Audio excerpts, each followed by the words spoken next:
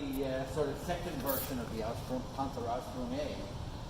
The first versions had a sort of thing that looks like a vertical letterbox with a slot for the machine gun to come out. But by the time this had been designed and was available for production, they changed over.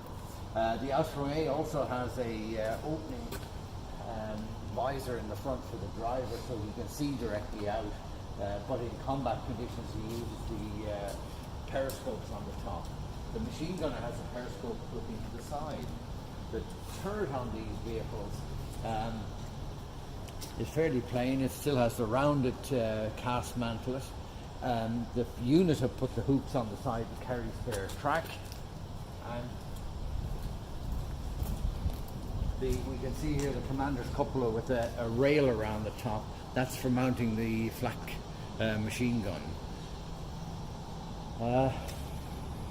The Panther suspension, well, that was developed obviously for the Ausf D, and it gives a very, very good cross-country ride.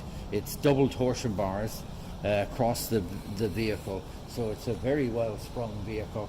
And in fact, that type of torsion bar suspension was copied from the good experience in the Panzer III, and then in the Sturmgeschütz, the single pin running across, and the return roller is in there.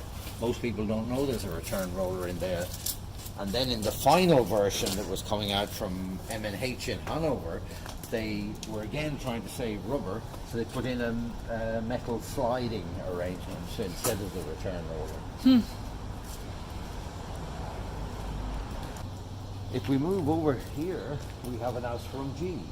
This one, you can see that the driver's visor is gone. He's dependent only now on the periscope, but it's a rotating periscope, so he can see around him.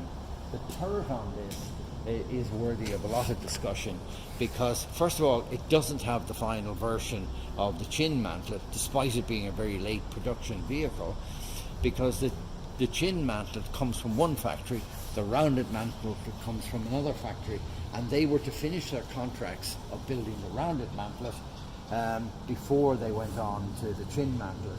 So you get these coming right off at the end of the production in April, May 45.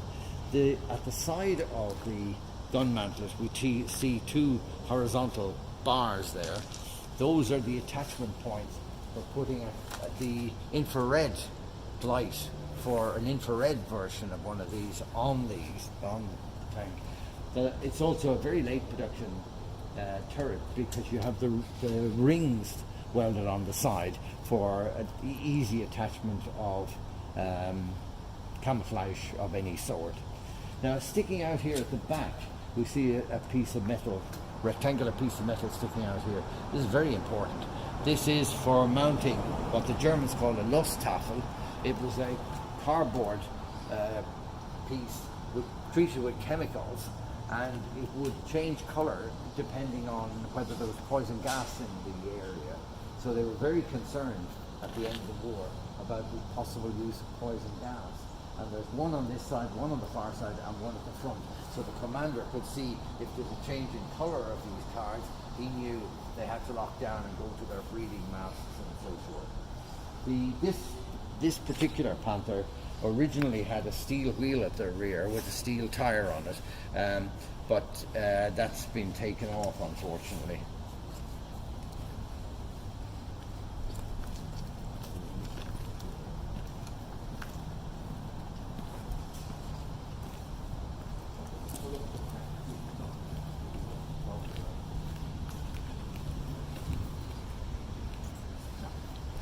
What were you looking for? No, I was wondering, was there any remnant of the infrared light storage box, which is an armoured box that goes on the back, but there's not even a mounting on this one, so there's no point in raising the issue.